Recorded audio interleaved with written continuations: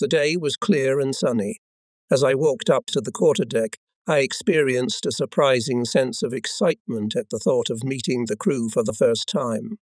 On deck stood the 38 men with whom I would share my life for the next few years. Whether they would be good or bad in peace or if it happened in war, I saw them lined up in 2 rows. A command was sharply sounded. "Nete ten hut, eyes left." The officer of the watch report. "The crew is in line." Senior Lieutenant Wessel reporting. He was a broad-shouldered man with a grim, serious face. I stepped forward, shouted, "Hail Hitler!" and they roared back, "Heil Hitler!" I had often pondered what I would say to my first team, but now, as I stood before them, I simply, in a few days we will be a new unit of the German Navy. I ask everyone to carry out their duties clearly, and I will carry out mine. If we all do that, everything will be all right. I walked along the formation, asking the name and position of each crew member. Most had young, fresh faces. Life had not yet left a mark on them. A few faces made a special impression on me. They were Endras, the first officer, small, athletic, Spar, the navigator, strong, well-mannered, the wide, good-natured face of Gustav Bohm, the chief mechanic, the curiosity in the eyes of Holsten, the assistant engineer, the shrewdness of Smick, and the open approval of Ludek, where I talked to all of them and tried to understand what kind of people they were. But it was at best only guesswork. People's qualities do not fully manifest themselves anywhere except in work or in danger. The next spring we did some trial trips, first in the Bay, then in the Baltic Sea. I began to recognize my men. They were certainly not fit for parade, but they were each in their place, and their hearts were filled with a spirit of adventure and enthusiasm which they showed at every opportunity. They were all volunteers and hoped that life on a submarine was more interesting than service on surface ship. In early August, we left for the Atlantic for large-scale maneuvers. International tensions were rising, and many expected war to break out by the time we returned. The maneuvers were a success. The weather was beautiful. Clear summer days, hardly noticeable sea swell, starry nights. Whenever possible, we listened to the radio from home. It gave a strangely pleasant feeling to hear the announcer's voice coming from thousands of miles away. But the news was serious. It smelled of war. The training we had started with such enthusiasm ceased to matter. People appeared relaxed, careless. Those free from watch lay in their bunks and discussed politics. Gustav Bohm spoke incessantly. His words were imbued with wisdom. But in our hearts we did not believe in the possibility of war, at least a big war, because the thought of nations at each other's throats seemed too improbable. But the war came. I remember everything as if it were yesterday. Around 10 o'clock I was standing in the deck house with Endras on that September morning. A fresh northwest wind was blowing. The waves were slightly foamy. The boat was travelling at medium speed, and the deep, soothing hum of the engines could be heard. There was a shout from below, and Hansel's pale face appeared in the hatch of the fighting deckhouse. He stuttered with excitement, so that the words ran over each other. "The signal, war with England." I rushed down the gangway. In the centre post, Spar and 2 other submariners stood in front of a small brown box from which bravura military marches could be heard. The men stood with tense faces. "What's the matter?" "They're going to repeat it," whispered Spar. The music stopped, and an announcer's voice was heard. "This is German radio. We are broadcasting a special bulletin. The British government has sent an ultimatum to the German government demanding the withdrawal of German troops from Poland. At 9 o'clock this morning in Berlin, the British ambassador delivered an insulting note informing the German government that unless a satisfactory reply is received by 11 o'clock this morning in London, Great Britain will consider herself at war with Germany. The British ambassador has been informed that the German government and the German people refuse to accept or fulfill the demands contained in the British ultimatum." This was followed by the reading of the German memorandum. Then the marches sounded again. We were silent. The thought flashed through my mind. Prize money, free choice of field of action. The marches were still going on. Everyone seemed to be holding their breath, waiting to see what would happen. In the centre post, 3 people stared at me. I walked over to the map and beckoned Spar over to me. Set a course of 220 degrees. That's where we'll operate from, I said, pointing to a spot on the map. Unconsciously, I lowered my voice. A voice came from the wardroom, where the men off watch were gathered. Lord, forgive those who started this. I slowly made my way up to the deckhouse. Endras and the two watchmen looked at me tensely. Yes, Endras, that's right. Well, we won't fail, he replied bravely. Then I gave the order. Semi observers to use binoculars at all times. Report as soon as anything appears. Pay special attention to aircraft and periscopes of enemy U-boats. I went down again. In the small cell that served as my bedroom and recreation room, I started my war diary from the first page. When I had finished writing, I climbed into my bunk. I thought it was time for a test. Realizing that I would need all my strength, I decided to sleep while I still had the opportunity. I would. The commander, smoke on the starboard side. I even jumped up. Someone from the central station repeated the message. I grabbed my cap and hurried into the deckhouse. Far away in the pale midday sky, a column of smoke was rising, thin and unstable like a distant bonfire. I took the binoculars and adjusted them. A tiny speck appeared very slowly above the horizon. We set our course, and full ahead. The foam of the waves splashed on the deck.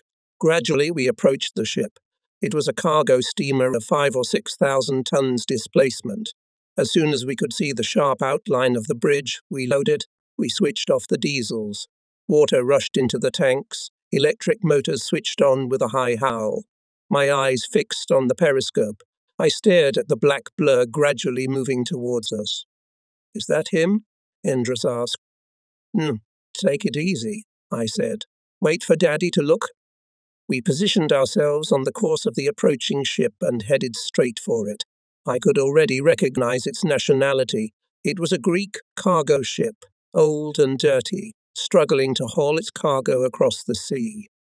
Greek, I said loudly, and added, prepare for operation.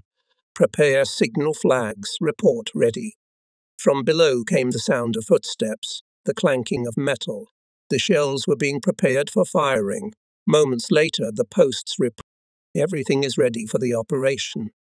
Ready. Ready. We blew out the tanks and surfaced. The cockpit hatch opened, and we jumped out onto the bridge. Behind us, the gun crew was crowding the gangway. A shell in front of the ship, I ordered. See, the guns rang out. The detonation echoed through the boat. The shell exploded 100 yards in front of the ship. A fountain of water rose. A cloud of gunpowder smoke floated over the sea. While the aerial was being set up, Endras ordered a rear.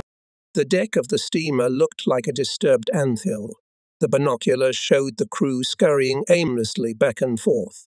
Our appearance frightened them half to death. Finally, the ship came to a slow stop, rocking on the waves and letting off steam as the Greek flag was torn from the mast. We signaled, sent a lifeboat with papers, and cautiously approached the vessel, ready to fire if necessary. We were already within voice distance. Through the megaphone I repeated, send a lifeboat with papers. The moment I raised the megaphone, heads were hidden behind the bulwark. Only hands were visible, in what looked like a German salute. Then a voice from the ship shouted out, "Nigh you, sir." A feverish activity began on board. 2 dinghies were lowered into the water, and the crew, like monkeys, nimbly climbed into them.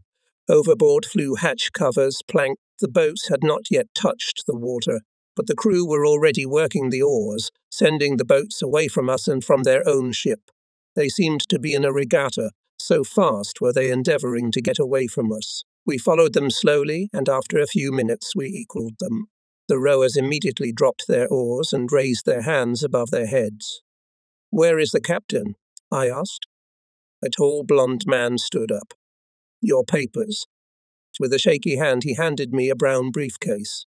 I checked the papers carefully. Everything was in order. It was a neutral ship carrying cargo to Germany. There was not the slightest cause for commotion. "You may continue on your way," I said, handing back the briefcase. He looked at me incredulously. You must not radio to see me, I told him. We will regard the signal as a hostile. Nodding, he raised his hand in greeting. We set sail and went on our way, while the men in the boat remained motionless on their benches with their hands raised, as if turned to stone. We had gone nearly a mile away before they started rowing towards their abandoned ship. I hope he doesn't put us in the shit, said Gustav Baum with a concerned face. My dear Gustav, I replied calmly. Firstly, as an old merchant captain, I can see that without glasses, and secondly, a Christian like you should use such words only in the most exceptional circumstances. He clicked his heels so that his thick cheeks shook. Behind us, the Greek freighter disappeared over the horizon. But after this first encounter, we had no bloody luck. For the next few days, we saw nothing but sky and water. Finally, in the early morning of the 5th of September, we saw the puffs of smoke again. I happened to be on the bridge. A light mist lay over the sea, and the blood-red sun was rising. It was difficult to see clearly in the half-light. By the time we saw the smoke, the ship was approaching the horizon. It was travelling in a funny zigzag pattern, like a dragonfly fluttering over a stream. He doesn't seem to be thinking straight, said Endres. We sank. I stood at the periscope and watched the ship approach. It was a short, squat cargo ship, painted in strange colours. The chimney was flame red, the superstructures black, and the bottom green as grass. On the bow in large letters was written Bosnia. Evidently the English peddler had been warned and prepared for the worst. It would not do to sail up in front of him. He might be armed, or he might be tempted to try and ram us. So I let the ship sail past, and at a short distance we surfaced behind it and fired over the vessel. The ship changed course, turning stern to us. I noticed the foam from the revolving propellers. He was trying to get away. We fired a second time, this time so close that a column of water crashed onto the deck, but the ship refused to stop. At this time, the signalman reported, "The enemy is sending a message by radio." A messenger ran up the gangway. Intercepted message. He handed me a piece of paper. "We are attacked and shelled by a German submarine. Immediate assistance required." Then the coordinates were given, and the message ended with 3 so's. That settled it. I signalled Indras. The crew quickly loaded the cannon. Fire. A short shot rang out. Bosnia was hit in the centre of the hull. A cloud of smoke rose, but Bosnia was still moving forward. 5 volleys of rapid fire, I commanded. We could see that the second shell hit the target, followed by a third. Finally, the ship turned round and lay down like a wounded animal. Heavy blue and yellow smoke spewed from the hold and formed a column above the ship like a pine tree swaying in the wind. The cargo must have contained a lot of sulphur. We were approaching the Bosnia, and her crew rushed to lower the lifeboats. "Flashing my back," came Hansel's voice. A column of smoke could be seen. I turned round. A wide band of smoke appeared to the northwest, heavy and black, like a funeral flag. I quickly assessed the situation. It could be a destroyer coming to the aid of the dry cargo ship. "Keep that ship in sight and report as soon as you determine its identity." Bosnia's crew was in too much of a hurry to get away from us. One boat filled with water and sank. It was hard to see those men floundering helplessly in the water. Some were calling for help. We headed towards the sinking boat. Saman and Itmar bent down to help the floating people aboard. They were so bent over the handrails that their hands were almost touching the water. By this time, the Bosnia's lifeboat had filled with water and the sea had swallowed it up. A few heads floated close together. Then a wave separated them. In a few seconds, only a handful of people remained. Those who couldn't swim flailed at the water with their arms. Others swam toward the Bosnia rescue boat, which turned toward the people in the water. Reaching over, Dietmar and Saman snatched one of the men and pulled him aboard. The rescued man turned out to be a small, red-headed boy, probably a youngster. He sat panting, water running down his face and dripping from his clothes. Hansel reported, "Norwegian cargo ship, Commander." I turned round and picked up the binoculars. The ship was coming from the southwest easily, obviously without cargo. "Good, Hansel," I said, feeling relieved. I did not want to meet the destroyer before I had sunk the Bosnia. Meanwhile, the boy had caught his breath, walked over to the rail, and stood beside Dietmar. He was trembling with fright. I beckoned him to the bridge. "Are you a young?" "Yes, sir." What's the cargo?" "Nacelle fair, sir." "Where were you headed?" "Godgenetic Invasion Everest." He answered almost automatically, with a Cockney accent. He's a London slum boy, the type that no one and nothing impresses. "You're trembling. Are you afraid?" He shook his head. "No, it's from the cold." "You'll get a sip of brandy," I said. He nodded and added, perhaps to show his gratitude. "Of course we were frightened, sir. You can't imagine what it's like. You look out on the water and see nothing but sky and water, and suddenly something huge comes up behind you and snorts like a walrus. I thought I was seeing the Loch Ness Monster." We approached the second boat from Bosnia. "Where's the captain?" I shouted. The officer stood up and pointed to the Bosnia. "To you on board." I looked at the ship, engulfed in clouds of smoke and flames like a volcano. "What's he doing there?" "Burning documents." I realized. A man alone on a burning ship, hundreds of miles from land with no means of escape, destroying the ship's documents to keep them out of enemy hands. I admired his courage. "And who are you?" He raised his hand to his visor. First mate to the captain of the Bosnia." "Come aboard." Dietmar helped him aboard. He didn't look like a sailor. Pale, fat, tired. When he got on deck, he saluted again. By this time, the young man had been taken aboard another rescue boat from the Bosnia, and we headed for the new arrivals, a large Norwegian vessel. It was almost sticking out of the water. On the way, we passed near one of the wrecked men, and while we were standing, Saman and Dietmar pulled him aboard. I went below to look at the man they had brought in. He lay lifelessly, a small, skinny man, young for his age, but emaciated like an old horse. His clothes showed traces of coal dust. Perhaps he had been a stoker on the Bosnia. Saman took off his jacket and shirt. The boy was painfully thin, his ribs sticking out like the bars of a cage. Dietmar began CPR. The first mate of the captain of the Bosnia stood beside me. Looking down, he said sharply, "You Germans are good-hearted people." I looked at him, fat, well-fed and probably smug, and could not refrain from being rude. "It would be better if you gave people more food on your ship." Leaving him standing, I returned to the deckhouse. The Norwegian vessel had approached to such an extent that the national flag on the mast was clearly distinguishable. I signalled to it to stop. Its sides now towered above us like a cliff. We signalled, "Please take the crew of the English ship on board." The Norwegian replied, ready. As their dinghy approached, the little stoker, still unconscious, was the first to be taken on board, followed by the first mate of the captain, saluting once more before I spoke to the watchman of the Norwegian vessel and explained the situation to him. I showed him the lifeboat from the Bosnia and the Bosnia itself, burning nearby. That's when the man from the Bosnia jumped into the water. Perhaps the captain had time to destroy the documents. I pointed at him and asked him to save him too. We waited for the Norwegians to finish the rescue work. It took quite a while. Our signalman nervously surveyed the horizon. Richard sent out a radio call for help, and a cloud of smoke standing over a burning ship could be seen hundreds of miles away. Finally, the Norwegian ship lowered her flag and sailed away.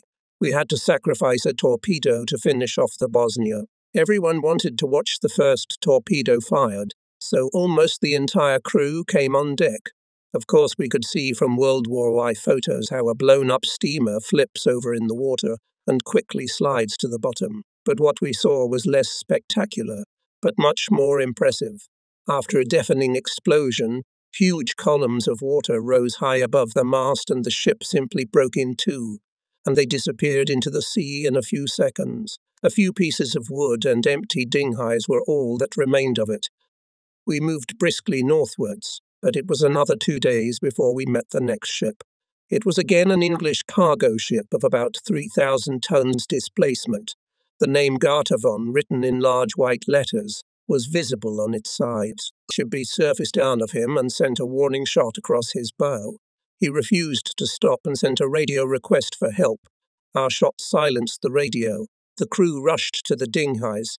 It was a pleasure to see how amicably they performed their task. No confusion, no unnecessary movements. Everything was done even faster than I had seen in some naval exercises. I thought with approval that this ship had excellent discipline.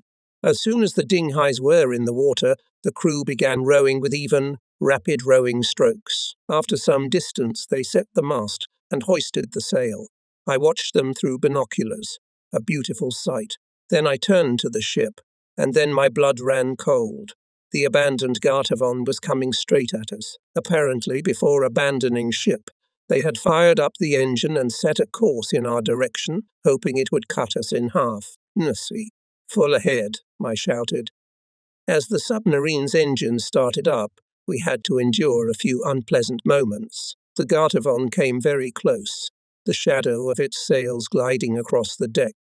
At last, the propellers began to revolve, and we rushed forward. Behind us, the steamer was cutting our keel so close that the wave from its prow slammed into our stern. A cold fury seized me. We followed two lifeboats that were moving rapidly away from us. They were sailing and rowing at the same time, trying to escape. As we pursued them, I kept telling myself, don't forget, these people are shipwrecked. When we caught up with the captain's boat, we stopped about 10 yards away. I grabbed the megaphone and shout, "Megentepman." A thin, blonde-haired man stood in the stern. The very correct captain of the Gartavon seemed to be an officer from head to toe. Beside him in the dinghy was the chief engineer. Through his black beard gleamed white teeth. I was sure it was he who, with the captain's consent, had directed the ship to ram us. Was there anyone left on board? I asked into the megaphone. The captain put his hands to his mouth. No, sir. Since you have committed a hostile act, I will not radio for you, but will send the next neutral vessel I meet to you. He remained calm. Very well, sir. And after a short pause, may I go? Yes, I said, you may. He gave the salute, and I accepted it. We were very polite to each other, like knights in a novel. But behind this formality lay an icy hatred, the hatred of men who had faced each other in a last decisive battle. We returned to the Gartavon, still travelling in circles. To save torpedoes, we sent a few shells into the hold. A hole gaped in the side, white vapour spewed out, and the Gartavon slowly sank into the water. We fired again. The ship clumsily, like a mortally wounded animal, turned over. For a moment the seaweed-green keel showed, and then the ship sank. The war grew fiercer every day. The English began to arm their merchant ships and send them out in convoy. We acted accordingly. Every ship in the enemy convoy must be torpedoed without warning. We acted according to the formula, every ship in the convoy goes down. For quite a while I did not encounter a convoy, but one morning, while underwater, we saw puffs of smoke rising above the grey horizon. Then we saw the rigging of a large ship, followed by another, and finally a forest of masts seemingly floating towards us. We counted 12 steamers, guarded by 5 British destroyers. The big ships moved, trotting from side to side like a drunkard crossing a street, and the little destroyers zigzagged around them. We headed straight for them. The sea was quite rough, and low grey clouds hung over the water. A northwest wind was blowing towards us. It was not easy to follow the enemy's movements. We had to change course again and again. Green waves were lapping at the periscope, and we were gingerly pushing upwards, which interfered with observation. It was getting dark. Finally, night fell. The sky and sea became completely grey. I looked at the line of ships and approached the chosen victim. A plump tanker, the third in the row. It is bigger and heavier than the other ships, and also more valuable. We had not forgotten Count Jellicoe's words in the last war, that the Allies sailed to victory on a wave of oil. At least this wave should not reach the shore. We came so close that we had to slow down to avoid ramming the ship. We could clearly hear the heavy beating of its engines. Its bow became visible through the periscope. A huge black wall was rising and finally filled the entire view. May Torpedo 1 fire, I commanded. A scene of recoil from the fish shook the boat. Below, Spar was chanting in a strained voice. Attain 14-15. There's no way we'd miss at such close range. 16-60. Something was definitely wrong, and I found it. I forgot to change the magnification of the periscope. At the same moment, a muffled detonation. 3 cheers. The fish is here. Carefully raised the periscope, minting light, and a huge column of flame rose to the sky from the hold of the tanker. 2 destroyers were flying towards us. Destination destroyers, I shouted. The first depth bombs were already bursting into the sea with a deafening sound. We felt the ship shake. The periscope was lowered and we showed our tail. First a dead pause, then closer a second series of bombs. The boat seemed to lie in the giant's fist, and he shook it back and forth. Then silence again. Through the firing we could hear the propellers of the approaching destroyers, a sound that rattled the nerves. Then another series of bombs. This time an invisible fist pounded us with a terrifying thud. Glass shattered, some of the lamps exploded, a gloomy half-light surrounded us. Instruments jumped wildly, fastenings flew. Seaboat rocked like a knocked-down boxer. Overlaying it all came Wessel's calm voice. Report the damage to the central post. From the post came reply. On the stern 3 lamps are broken. On the bow 2 gauges are damaged. Several lamps are broken. Radio room. Lights burned out using emergency light. Then there was a sound like a sea lion blowing air and a voice from the central station. Damn it, we got out. We were getting out. The noise of the next series of bombs was far behind us. Suddenly there was the sound of detonation ahead, as if steel was being broken apart. We slowly raised the periscope. It was a dark night. A huge dome of fire, 1,500 long and 300 feet high, was rising in the dark sky. The tanker was on fire, scattering burning parts across the sea. The thought of men and that blazing inferno crossed my mind for a moment, and I shuddered. We received orders to prevent the landing of the British troops, and cruised near Narvik for several days. On an April afternoon we entered the fjord. The day was clear, the sun shone in a pale blue sky. The snowy peaks glistened. We moved cautiously along the fjord. On either side, sheer walls of rock, several hundred feet high, descended almost vertically into the sea. Before us lay a narrow fairway, dark and calm. This was very inconvenient, for at any moment enemy aeroplanes might appear, and in such clear water we would be visible at great depths. Any crevice in the rock could hide an enemy ready to pounce and destroy us, just as we were ready to destroy him. Every house and every street carried danger, for at this time the Norwegian position was still undecided. We stood on the bridge and scrutinized the sky, sea, and land with binoculars. When we saw a small settlement of tiny brown huts lazing on a hillside, we went to periscope depth. When we came up again, it was night. A bright summer night in Norway, when colours fade but outlines remain clear. The boat was slowly rounding the cape.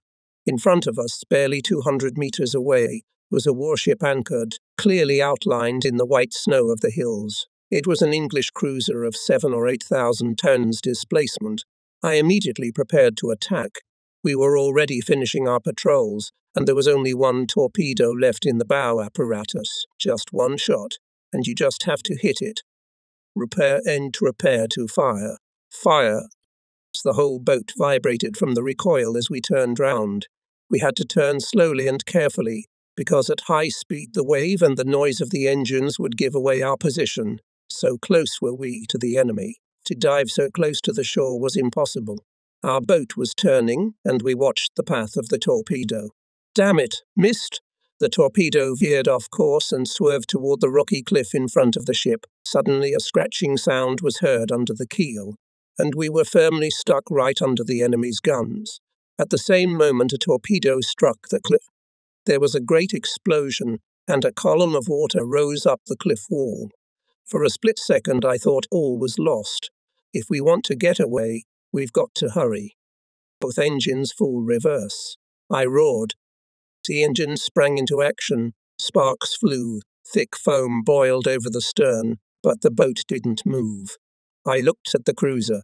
There was nothing to be seen. It stood dark and silent like a sleeping monster. I grabbed the first officer. Go wake up the men off watch. Order them to run round the ship and rocket.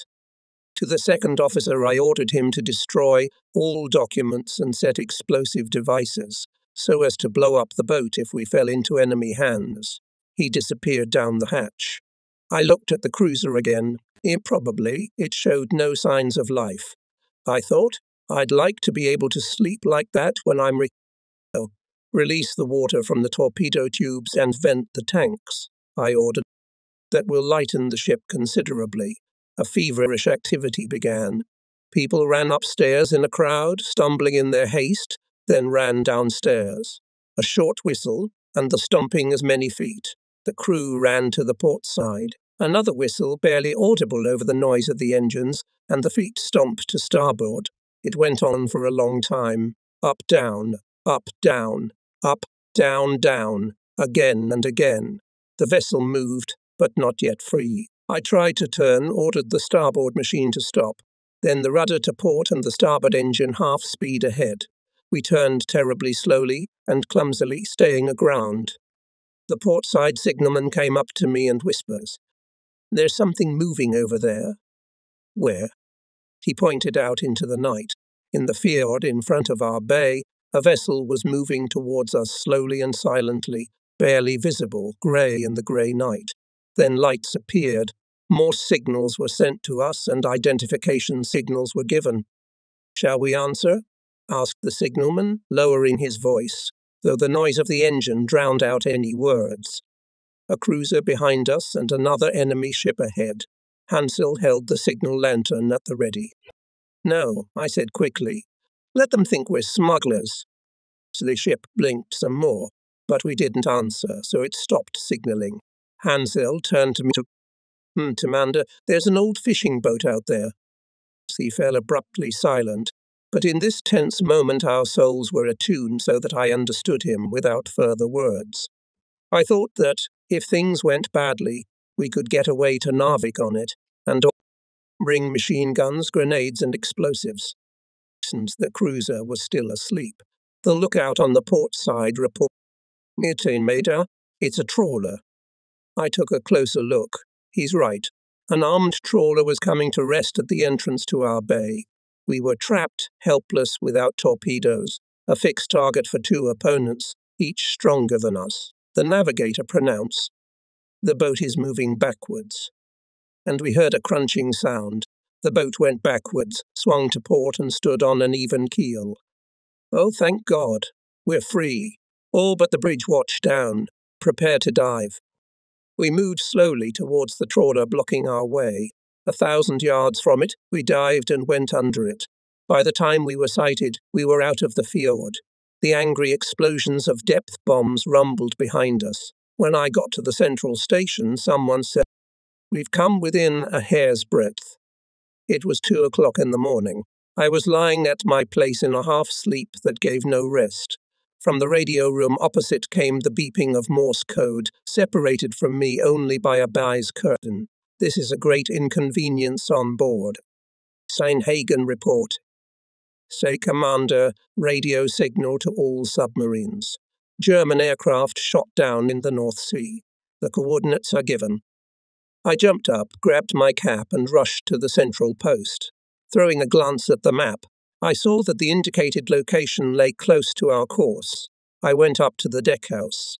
The watch on the bridge stood wrapped in warm clothes. The frost was dry and piercing. Having given orders to the watch to search for the downed aircraft, I returned to the central post, indicated a new course and told them to wake me up at 7 o'clock, if nothing unexpected happened. At exactly 7 o'clock, I was awakened by Roth switching on the light above my head. When I got up on the bridge, the early morning fog was streaking across the water. No aircraft had been seen, and nothing had happened during my sleep. We had no luck. We had already passed the designated spot where the helpless crew of the aircraft was dangling in the sea. Immersed in my thoughts, I went down to the wardroom. Barendorf was already having breakfast there. We sat opposite each other. He said something.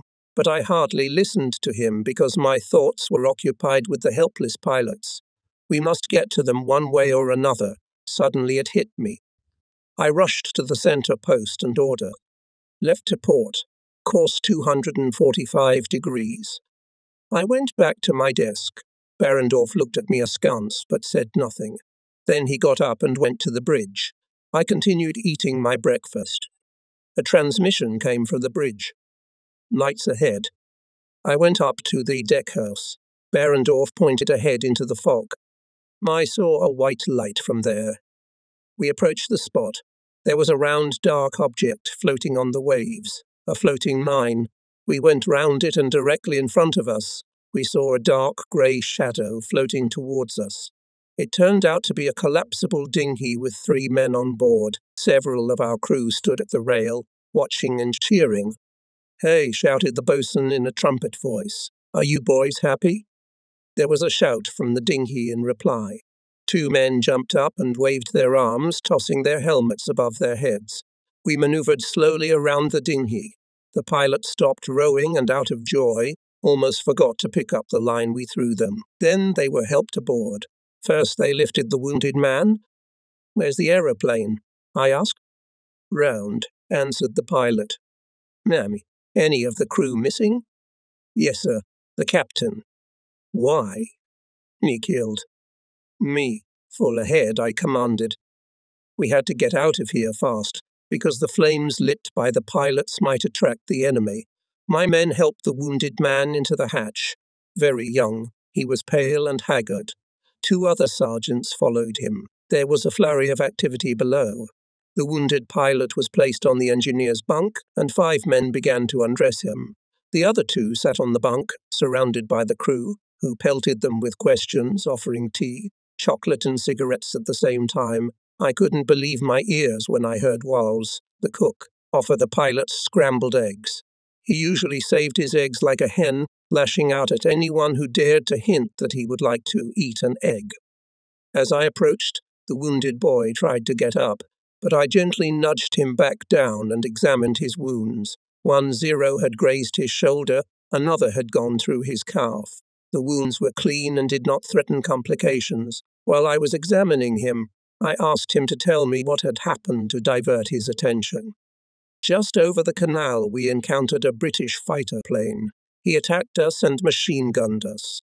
We responded, and then the engineer shouted that the cooling system had been punctured and we were going down. The British aircraft turned round and went at us again. Our captain rushed to the machine gun. Suddenly the windscreen turned red. The pilot shouted, "I can't see." The next moment we found ourselves in the sea. Everyone was all right, only the captain was dead. He had been shot in the head and the air current had splattered his blood all over the glass. We pulled him out. All this time the English aeroplane circled over us like a hawk. Every time it saw one of us, it fired. That's why I got 2 bullets.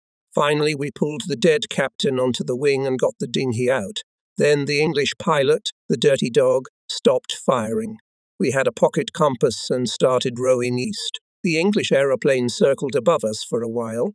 Then a second Bristol came in and passed low over our boat. They didn't fire, but they didn't try to save us either. We rowed all day and all night, then another night, about 40 hours. One rowed for an hour, another ruled, a third slept. We managed to sleep a little. From time to time we lit a light and then we saw you. At first we thought it was the English, but when we heard that you spoke German, we were almost mad with joy. We stopped. I finished bandaging. "Well, now you must first of all eat and sleep well," I said. Sheep and all 3 of us were fed and put to bed. I sent a message on the radio. Pilots picked up, continuing my course. I didn't see the guests until the next morning. The 2 sergeants stood side by side and looked up at the little piece of sky showing through the hatch of the combat deck house. They seemed like birds in a cage. I had put them on watch on the bridge so they could get a little fresh air now and then. We had hoped that the rescue of the pilots would be a good omen. But from the hour we took them aboard, we had not seen a single object. The weather was perfect. The sun was shining in a cloudless sky. The sea was slightly rippling. Although it remained light for a long time after sunset, the sky and water on the horizon remained empty.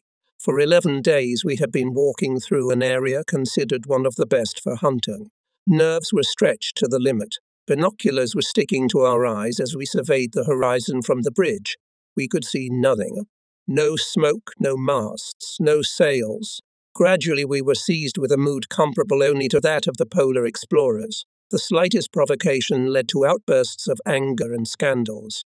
If a shift on the bridge was delayed by 2 minutes, there was a devilish quarrel. Even the usual keep your eyes open stuck in my throat when I left the bridge. At dawn on the 12th day, we were conducting a differential dive. I stood at the periscope and called out to both the staff. The damn periscope's dirty again. But I was cleaning it, sir. And that's when I saw the steamer. It was a shock. "Pay attention on your posts," I shouted.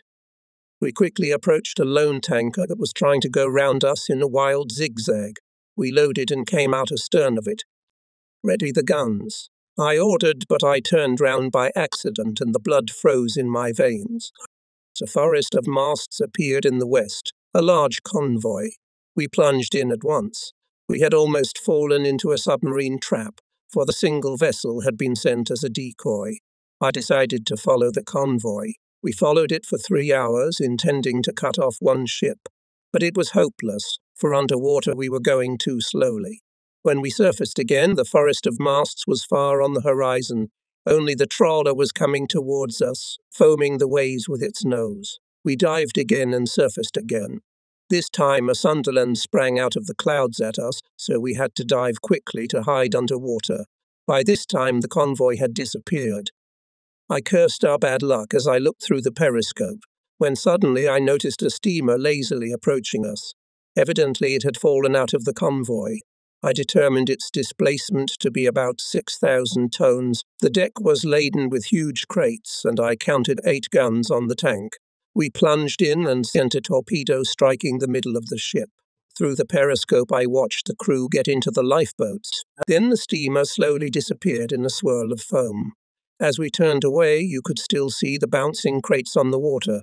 Through the slats we could see the details of aeroplanes, wings, propellers, and so we watched them sink one by one. "These birds will never fly again," Maya said with satisfaction. I hoped that the spell was now broken, but bad luck stayed with us, and for the next 7 days we saw nothing but sky and water. Polar sickness on board assumed epidemic proportions. We could not bear even the sight of each other, and to see someone brushing their teeth or eating was enough to make one begin to vomit. On the 7th day, the deckhouse watch spotted a steamer. It was again a convoy detected by one of the pilots. A long line of about 30 ships appeared on the horizon. As we were in a disadvantageous position, I let the convoy pass, came up behind and made a wide circle. It was evening by the time we made contact again, but this time we were well positioned. They seemed a beautiful silhouette against the evening sky. I chose the 3 largest tan tanker, another 7,000 ton and a cargo ship, also 7,000 ton. We approached them underwater. I literally stuck to the periscope and watched as the first officer relayed my orders. The number 1 machine fired, followed by the second, and in a few seconds the third should have fired, but it didn't. From the bow came the sounds of an argument, but I paid no attention to it at the time. I watched the effect of the explosions. The first impact was on a 12-ton Cadillac, then a thud of detonation, a fountain of water, followed by the appearance of a ship shrouded in yellow-brown smoke. As the second impact, I couldn't believe my eyes. We weren't aiming at that ship, the Grazier 5,000-tonnest displacement, and right after her, a 7,000-ton cargo ship. All 3 ships were accurately hit, none of them salvageable, and we got away as fast as we could. The depth charges were already bursting in the keel. I turned to the torpedo man. "What the hell happened out there? Why didn't you fire on command?" He looked embarrassed. "I'm sorry, I slipped and hit the handle. The torpedo came out too soon." I'd laugh. "At least you got somewhere, but you robbed us of 1,400 tonners." He was silent for a moment, then, "I think you win. How much is the total, Commander?" 24,000 tonners. The news travelled round the boat. and faces lit up like the sky after a long rain. At last we were lucky. 2 nights later we spotted a steamer loaded with wheat, about 2,800 tons. To conserve torpedoes, I made the crew get into boats and sail away from the ship. We were quite far from shore, so I followed the lifeboats and gave them bread, sausage and rum. So the next day brought us 2 ships. At dawn we caught a ship of 4,000 tons displacement with a cargo of timber and massacred it with a few shots below the waterline. In the afternoon we met a Danish tanker loaded with diesel fuel. It was carrying a huge barrier of sandbags on the bridge. We hit it with several shells, but instead of sinking, the ship rose higher and higher out of the water as the fuel flowed out to sea, and it became increasingly buoyant. We took aim at his engine room, and only then did the ship begin to sink. The rescue boats and crew were already some distance away when we saw 3 men floating in the water. They were the 3rd and 4th mechanics and the stoker. The captain had not taken care of them, but had left them to drown in the engine room. I stopped, picked them up, caught up with the lifeboats and handed the men over. To the Christian captain I made a short speech beginning, "You bloody bastard," and ending on a similar note. We now had almost 40,000 tonners to our credit, 39,885 to be exact. We were pleased with ourselves. But then we got a message on the radio. A German submarine returned after a patrol, having sunk 54,000 tons. Their commander was doing his internship with us. People's faces got all upturned. Steinhagen, our leader, expressed the general opinion. "Oh, it's a shame to see these young upstarts beat us." His distress shocked me. It was childish, but at the same time I was cheered by the spirit of the team. I called in the 1st and 2nd officers. The result of our discussions was that we had only 6 large-caliber shells and a few torpedoes left. The next night, one of the torpedoes went into the white light. The steamer passed us at high speed and distance. We had to fire quickly. When the torpedo came out of the apparatus, we began to count. First 50 seconds. Each second made a hit less and less likely. 1 minute, 20 seconds. "My beautiful torpedo," Behrendorf said through clenched teeth. We tried to chase the steamer, but it evaded us and the darkness swallowed it up. I was awakened by the news that the 1st officer had spotted the Empire Toucan, a liner of 7,000 tons. Our boat rocked heavily on the waves. "We're attacking with shells," I said. "That's the kind of thing I'm not sure we can hit in a sea like this," the 1st officer remarked. I shrugged my shoulders. It was even more likely that we would miss with a torpedo. Bosun Meyer was called in to load the cannon. He refused. "It's crazy to fire in this weather," he said to the man who woke him up. "There's too much bobbing to aim." They sent for him a second time with an official order from the bridge. He finally emerged, sleepy and irritated. I instructed him. "The first shot must be at the guns. You can see them clearly on the deck. The second shot is on the bridge, so they can't radiate." "Nay," he replied, clicking his heels. From the look on his face, however, he thought it was worth saving shells. We stood on the bridge and watched the firing. This was the last of our guns. The first shell struck exactly between the guns. The second hit the tank, the third hit the stern, the fourth missed, the fifth did not burst.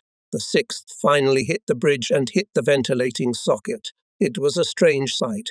The pressure of the detonation from inside pushed him out and threw him right up against the mast. The whole thing looked like a white ghost at dawn. Despite the final blow, the radio worked furiously, sending out SOS. The crew scattered the dinghies and rushed off the ship. Only the radio operator stayed and kept sending signals.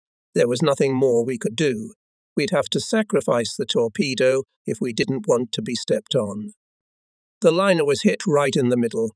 It broke apart, plunged deeply into the sea, and suddenly stood on its haunches against the sky. The radio operator was still at his post. Suddenly we saw a man running across the sloping deck. He grabbed a red lamp and, holding it high above his head, jumped from the sinking ship. As he fell into the water, the red light went out. We stopped at the place where he had disappeared, but could not find him. Then shadows showed in the north, dark outlines in the twilight, probably destroyers. As we had only one usable torpedo left, we decided to run away. 3 minutes later, Steinhagen brought me a radio message. It was the last message from the Empire to us, torpedoed by submarine, sinking fast. So's and then a long dash. That was the radio operator's last signal. We met the next ship 2 days later. It was a Greek cargo ship, which we finished off with our last torpedo. It only had 4,000 tons in it. Steinhagen poked his head through the door. "Mad enough, Commander?" he asked, out of breath. "I've already counted it." "No," I said. "We have only 51,000. The other boat has 3,000 more." A wave of disappointment went through the boat. We started the return journey with one faulty torpedo on board. I called in the torpedo man. If the torpedo was all right, we'd have another shot. The next morning he reported that the torpedo was in working order. The morning was clear, calm. We were sailing close to shore. The signalman reported. Steamship on the port side. A huge vessel with 2 pipes was approaching us from the sun side in a wild zigzag. Against the sun it was impossible to determine its colour, but from the silhouette I recognized a ship of the Ormond type, over 15,000 tons. "Guys," I said, and felt their excitement. "Cross your fingers, try and achieve," then commanded. We waited, counting. The seconds stretched slowly to the point of pain. The ship was a great distance away, too great, I feared. Then suddenly, right in the middle high above the mast, a column of water rose, and at once we heard a cracking sound. The liner had fallen to starboard. The lifeboats were launched in a great hurry, and there were many of them. Between them, hundreds of heads were bouncing in the water.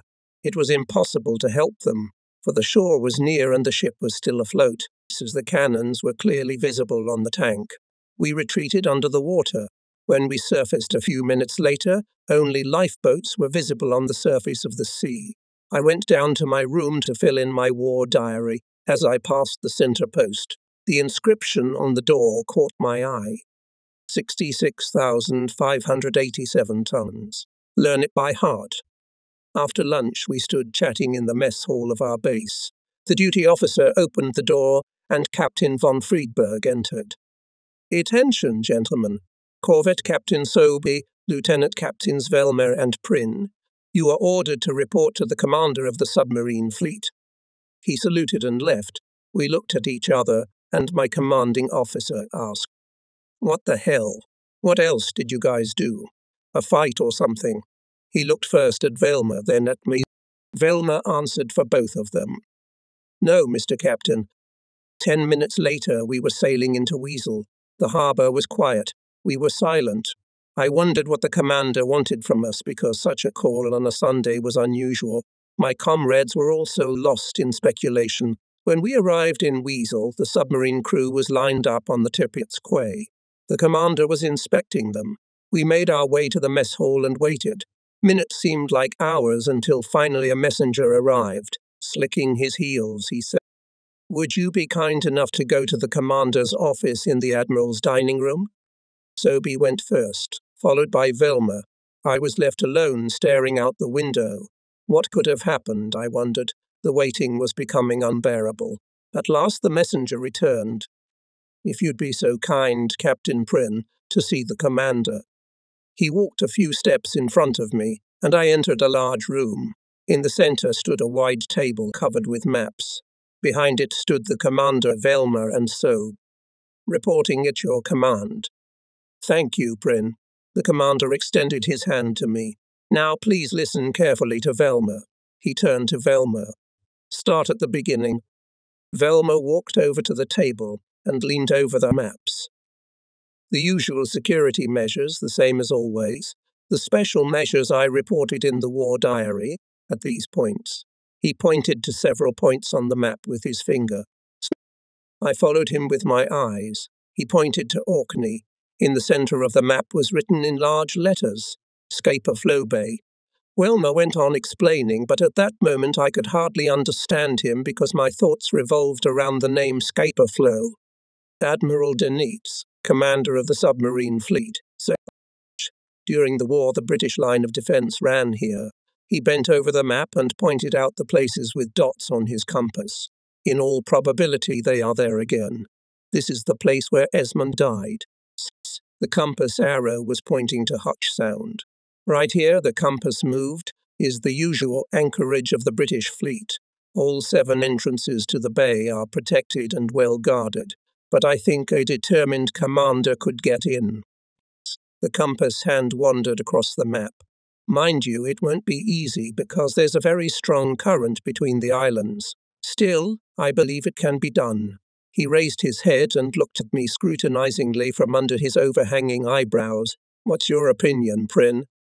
I stared at the map, but before I could answer, the commander continued. I don't expect an answer now. Think it over. Take all the information with you and explore the possibilities.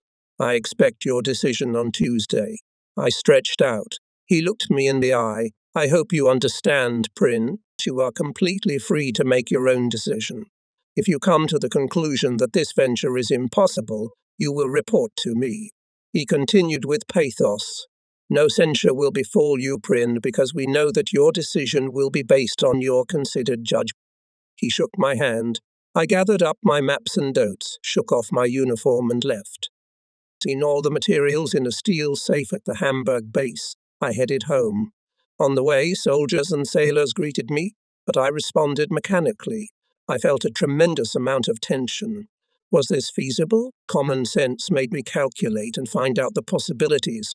But in the back of my mind, I had already made up my mind. At home, dinner was on the table.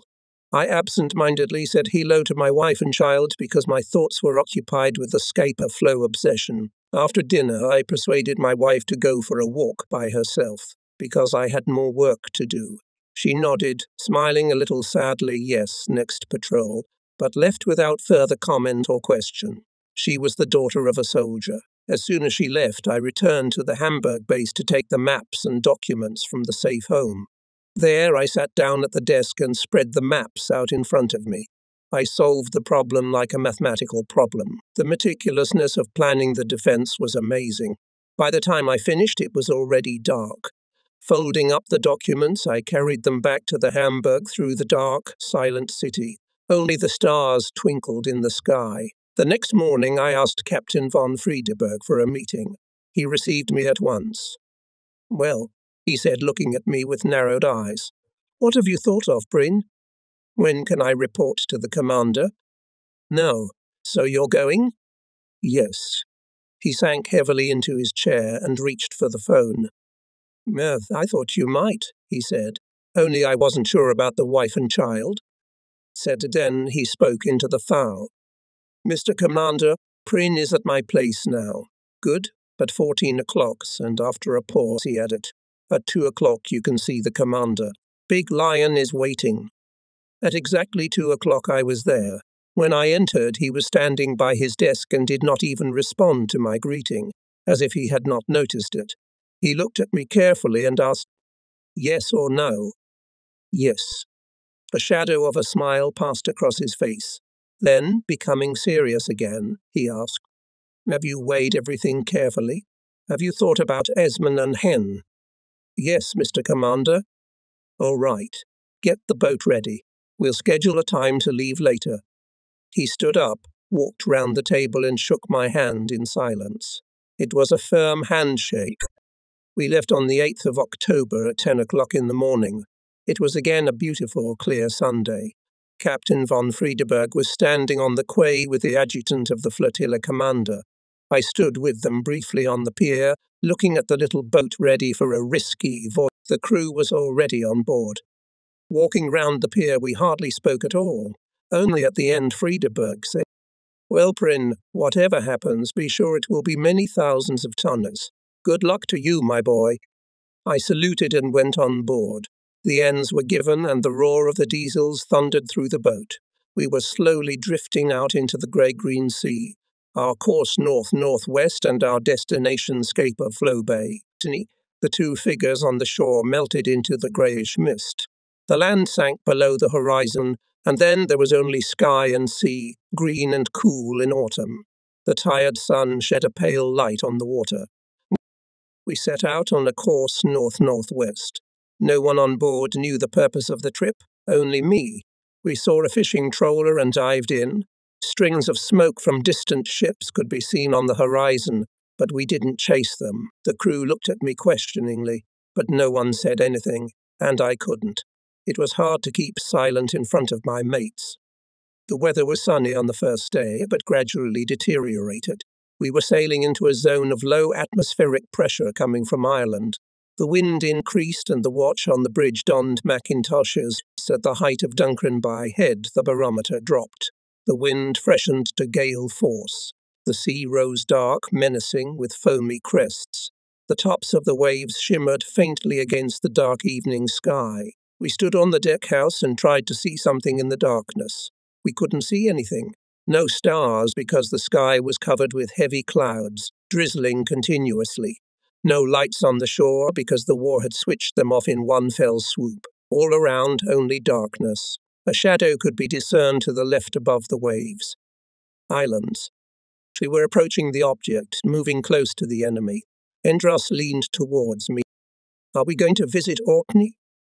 It was time for me to speak. Hold on, I said. We're going to Scapa-Flow. I couldn't see his face. The wind was blowing, the sea was roaring. Then through the noise came a quiet, firm voice. It's going to be great, Commander. It's absolutely great. I thought Endros might have said something better at such a moment, but he only said aloud. We lay low near the shore. Assemble the crew in the mess hall. The darkened shore disappeared over the horizon, and we were alone again between sky and water. Half an hour later we closed the hatch of the war room. The whirring of fans resounded through the ship. Water poured noisily into the tanks as we submerged. The howling of the wind subsided, the sea became calm, and we sailed into the deep water in silence. Only the high-pitched squealing of the electric motors was heard, then a barely perceptible thump, and the motors switched off. We were lying on the bottom. It happened on the 13th of October at 4 o'clock in the morning. I came into the mess hall. Everyone had already gathered there. The light of lamps without lampshades made their faces white as chalk, with deep black shadows under their eyes. Tomorrow we will enter Scapa-Flow, I said without any introduction. The silence was so deep that I could hear water dripping somewhere. All but the watchmates are to get into their bunks and sleep. The watch will wake the cook at 14 o'clock. At 16 o'clock we will have lunch. Then there will be no hot meals during the whole operation. Only cold sandwiches at all stations. Everyone will receive a bar of chocolate. Unnecessary lights are switched off as we must save electricity. No one is to move unless necessary. This evening we will be lying low. Air must be saved. During the entire operation there must be absolute silence. No message must be repeated. Is that understood? Yes, Commander, answered as one man. The team is dismissed. Silence. They squirmed in their seats and stared at me. Their faces were calm. They reflected neither surprise nor fear. I went to my place and lay down. Above my head was a white-painted shield, from which the rivet head stared at me blindly. The lamps went out one after other until the boat was almost in total darkness. There was an eerie silence, only the sea tapping against the sides of the boat. In the center post the watch was whispering. I thought of the men lying in their bunks. They had sailed with me long enough to realize how important tomorrow's operation was, but not one of them gave away their thoughts. They remained silent, and if at this hour any of them were pondering what they had heard, they did so calmly and without words. I wanted to sleep, but I could not. I closed my eyes and a map of Scapa-Flow appeared before my mind's eye. A bay with 7 entrances, through one of which I must get there. I endeavored to visualize my route. Finally, I couldn't take it anymore. I tiptoed across the boat. The long, half-dark room seemed to be permeated with anxiety. Someone was clearing their throat. Someone was stirring heavily on it. Several people raised their heads as I passed. In the wardroom I found Spar, the navigator, bent over his charts. Are you here? No. I have to look at the charts again, he said apologetically. We stood side by side and looked at the charts. Then Spar whispered, Commander, are you sure we can get in? Do you think I'm a prophet, Spar? Suppose it goes wrong? Then we'll be out of luck. The curtain in front of one of the bunks rustled. Endress poked his head out. I can't sleep anymore. You can court-martial me if you like. Shut up and save your air, I hissed. He sighed and disappeared into his hole. I went back to my room and lay down. This time I managed to fall asleep, but I slept half awake. And at 14 o'clock I heard the watch wake the cook and saw him through half-closed eyes. He had wrapped rags round his legs to keep the noise down, as the enemy's listening apparatus is very sensitive. Under certain circumstances, one can hear the noise of boots on the iron slabs of the floor in a neighbouring ship. At 16 o'clock all awoke. The meal consisted of veal cutlets and green cabbage. It was a feast, and the day watchmen were running for more. I sat with Wessel and Berendorf. The latter amused us and crackled like a cricket. At last the tables were cleared away. 3 men went round the whole boat and set the charges. If we fell into enemy hands, they would explode. I went through all the rooms once more and gave final instructions. During the operation, no one is to smoke, and more importantly, no one is to talk unnecessarily. The final preparations were made. Everyone checked their life jackets. I cast one last glance at the exit hatch. The navigator was refining his charts. Those who were going to the bridge put on their cloaks. 19 o'clock. It must be night outside. Short commands. The bilge pumps began to run, and Wessel, the chief engineer, reported. The boat is rising. 1 meter, 2 meters. The engine squealed. The boat was rising. I went to the central station, raised the periscope. The tube rose slowly and carefully, its glass eyes searching the horizon. It was night. I took a deep breath and order. Rise. Compressed air flowed into the tanks, from which water gurgled out. Lower the periscope. And the tube slid down. The sound of a boat breaking the surface was heard. She surfaced, swaying like a drunken man on a binge. With a thud, the hatch opened. A rush of air went in, and we jumped out as fast as we could. The 2 officers, the boatswain, with my ears perked up, I listened to the darkness. Nothing could be heard or seen. The wind had died down and the sea was stirring slightly. I looked round and the others reported heartedly but clearly. Starboard side clear. No. Port side clear. Stern clear. Air the boat, I ordered, and the 2 fans started spinning. Both engines, and below. Both diesels ready. Stop electric motors. Both diesels small forward. The familiar whirring of the engines began, and with the bow splitting the wave, the boat moved forward. Now his eyes were used to the darkness and could see clearly, too clearly. The boat, the surging waves, and beyond them the shoreline. It's strangely bright today, I said. I can't imagine why, Commander, Endress replied. It wasn't light from the moon or a searchlight. Its source was hidden. It seemed to be fires somewhere to the north beyond the horizon, lighting the edges of the clouds. A hunch struck me like a blow. Northern lights. No one had thought of it. We had chosen a night on a new moon, and now it was getting brighter by the minute because the north wind was blowing the clouds away. I asked myself if I should dive until the next night, because in these latitudes the northern lights rarely come twice in a row. I turned round. Endras was surveying the sea to the left through binoculars. Well, what is it? I asked. Of wood light for shooting, he answered calmly. And at the same time I heard Berendorf whisper to the signalman. Looks like it's going to be a fun night. I wonder if my boys will be in the same mood tomorrow. I changed course. Both diesels half-speed ahead. The swell increased, foam slapped the deck. We looked out into the night. It's curious how much responsibility sharpens one's faculties. For quite a while a shadow lay on the water in front of us, too vague to make out with binoculars. Perhaps it was a fishing schooner, perhaps a neutral steamer travelling at a great distance. But in our situation, every encounter was dangerous. Inert. Dive. We rushed through the hatch into the boat. Blow out the tanks. Water rushed into the tanks. Raise the periscope. I've got my eye to the periscope. Down below, the first officer was giving orders to the helmsman, and then I heard Spar's deep and calm voice. "Me, Commander, it's time to change course. 20 degrees to starboard." "Well, 15 degrees to starboard," I commanded. After a short pause, the helmsman replied, "Right on course."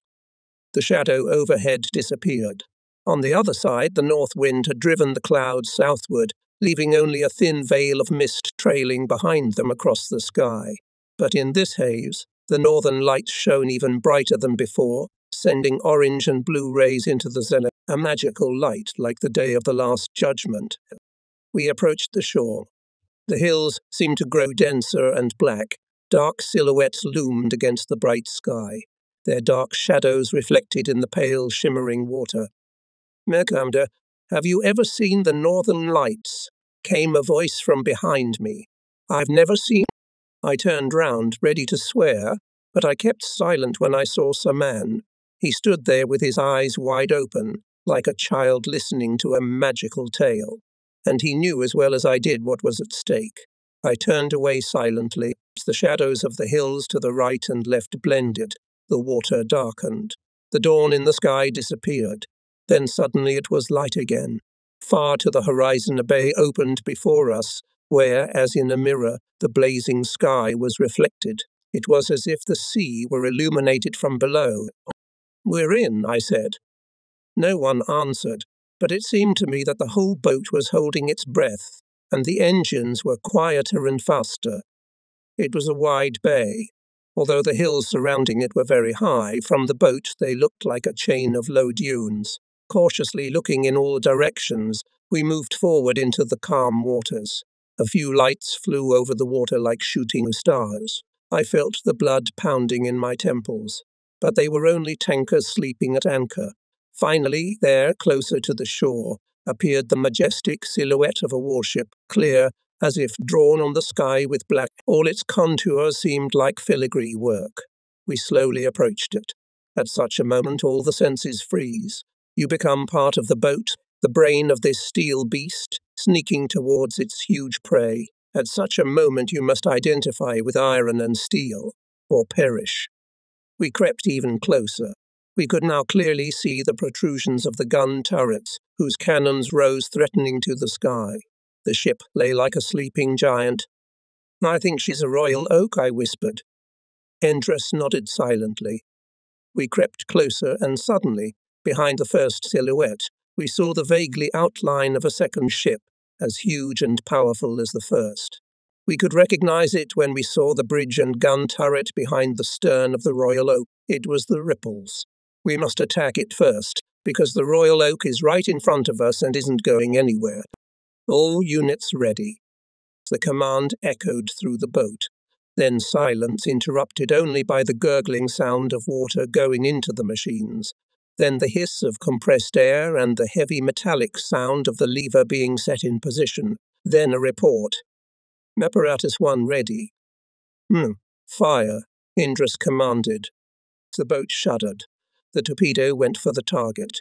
If it hits, and it should, since the silhouette is right in front of our eyes, Spar started counting. Now, 5, 10, 15. Time seemed like an eternity. Not a sound could be heard on the boat, only Spar's voice echoing heavily in the silence. 20, Ian the fish. Our eyes are relentlessly following the target, but the steel fortress remains motionless. Suddenly a column of water rises into the air from the nose of the Ripples, and there is a muffled sound of detonation. It sounds like the profanity of a distant quarrel. "Not you," Endress says. Instead of answering, I ask, "Is the second unit ready?" I steer the boat towards Royal Oak.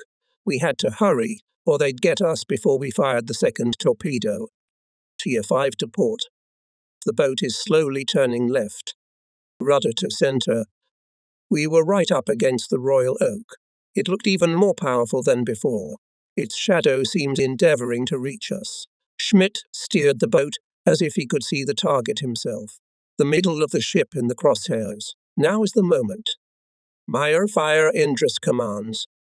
Again the boat shudders with the recoil, and again Spar's voice begins to count. Might well forth in 10. But then something happens that no one expected, and those who saw it will never forget.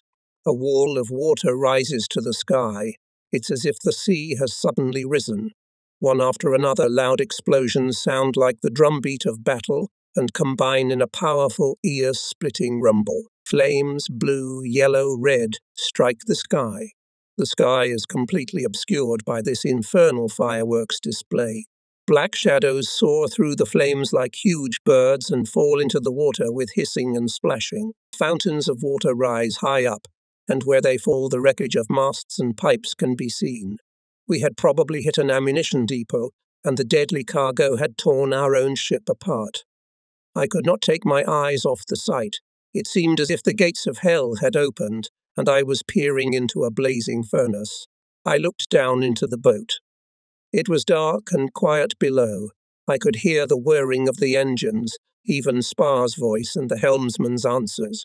More than ever before, I felt a kinship with these men silently carrying out their duties. They see no light of day or purpose and will die in the dark if need be.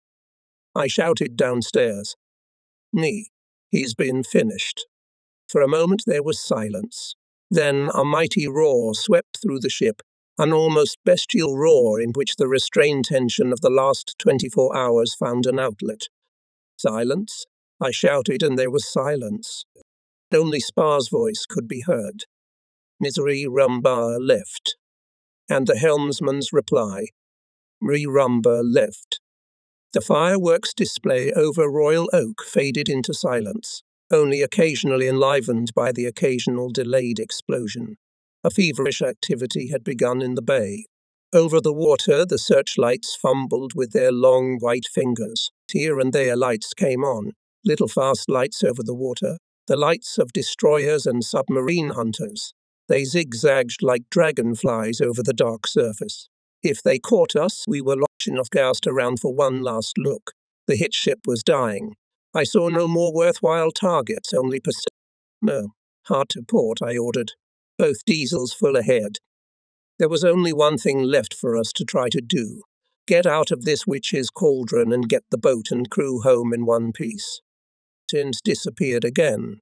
The current, which here had the force of an angry torrent, grabbed us and tossed us from side to side. The engines were idling. We seemed to move at a snail's pace, and sometimes we just stood motionless, like trout in a mountain stream. Behind, out of the jumble of lights, the lights of a destroyer stood out and raced straight toward us, and we couldn't move forward. The boat was tossed from side to side, while the enemy persistently caught up with us. We could already distinguish his narrow silhouette against the sky. "I wonder if he will catch up with us," Endres asked hoarsely. "Full speed ahead." "Me," I ordered. "Engines are running at top speed," came the reply. "Switch on the electric motors. Give everything you can." It was a nightmare. It was as if an invisible force was holding us, and death was coming closer and closer. Dots and dashes flashed. "E-signaling?" Endros whispered. The boat shuddered, pulling against the current. "We have to get out. We have to get out." That single thought pounded in my head in rhythm with the engines. "We've got..." Then, miracle of miracles, the pursuer turned away. Light slid over the water to the side, and then the sound of the first depth bombs was heard. With difficulty, with pain, the boat made its way through the narrow strait. It was dark again. From somewhere far away came the faint bursts of depth bombs. Before us lay the sea, wide and free, vast under an endless sky. Taking a deep breath, I turned round to give the last order in this operation. "All stations. Attention, one destroyed, one hit, and we're through." This time I let them yell. Everything went on as before. Shifts were set. We ate, drank, and slept as usual. But our nerves were still tingling because of the excitement of the past. The next day, when we were already far out in the North Sea, the radio and the British warship Royal Oak has been attacked and sunk by a German U-boat in Scapa-Flow Bay. The British report that the submarine has also been sunk. I was in the centre post when this message came. Baum was standing next to me. We looked at each other. Suddenly he burst into laughter. "We're sunk, eh?" Isn't that too bad? Aren't we poor damned scum? What should have been done was done, but the excitement of what had been done lingered long afterwards. On the third morning we saw land, a thin bluish streak above the waves. Soon the wharf stretched out its long stone hand to welcome our return. Hansel, the signalman, reported with a huff. "Sir, signal received. The Admiral is waiting for us at the airlock." "No, thank you," I thanked, both pleased and embarrassed, and ordered the crew to line up on deck. As we approached, the military band raised its shiny instruments and played a hymn. A large crowd of people greeted us as we passed the lock and moored. As I, passing from the bridge to the quay, approached the man in the blue overcoat, the solemnity of the moment overwhelmed me. My throat became dry and stiff. I reported. The boat returned from the operation. One enemy ship sunk, another damaged. The Admiral thanked me on behalf of the Führer and the Navy. Then others came to shake my hand, starting with Vice Admiral Dennitz, commander of the submarine flotilla. "Why so many thanks? After all, the heads were yours, and mine were only the hands that carried it out." But the presence of strangers silenced me. We left the lock and headed for our permanent anchorage in the harbour. As soon as we were moored, an officer appeared and handed me the Führer's invitation to come to Berlin. The commander and crew would be his guests at the Reich Chancellery. Then followed the flight to Berlin in the Führer's private aeroplane, landing at Tempelhof, and a triumphant ride through the streets along which tens of thousands of people stood cheering and greeting us. We arrived at the Reich Chancellery. The team lined up in a large office. From the street came the muffled shouts of the crowd. An adjutant entered and announced the Führer's arrival. The Führer entered. I had often seen him before, but never had I felt His Majesty so strongly as in these moments. In the fact that I was also standing here next to him, the dream of my youth was realized, and the fulfillment of youthful dreams is perhaps the best thing that life can give. But I was nothing compared to this man who felt the humiliation of his country as his own, who dreamed of a free and happy fatherland. Unknown to anyone among his 80 million compatriots, he dreamed and acted. His dreams were realized, his deeds forged a new world. I marched up to the Führer. He shook my hand and pinned the Knight's Iron Cross on my chest, thus rewarding not only me, but the whole team. In those moments I felt proud and happy. It would be wrong to deny it, but I knew that I was standing here as a symbol of many of those who, silently and namelessly, participated in our common struggle. I had succeeded. But what, after all, does success mean? Is it perhaps luck or the hand of Providence? All that matters to people is that a man must have the heart of a fighter and forget himself while doing his work. The Führer walked along the short line of men, thanking each one and shaking hands with each one. I followed him and looked at all of them, man after man, and my heart beat in unison with their hearts. Berlin, 23 May 1941. Werft High Command reports. A submarine under the command of Corvette Captain Gunther Prynne has not returned from her last combat patrol. The vessel is presumed lost. The Führer awarded Corvette Captain Gunther Prynne, hero of Scapa Flow, the Knight's Iron Cross with oak leaves in recognition of his outstanding services. He and his courageous crew will always live on in every German heart.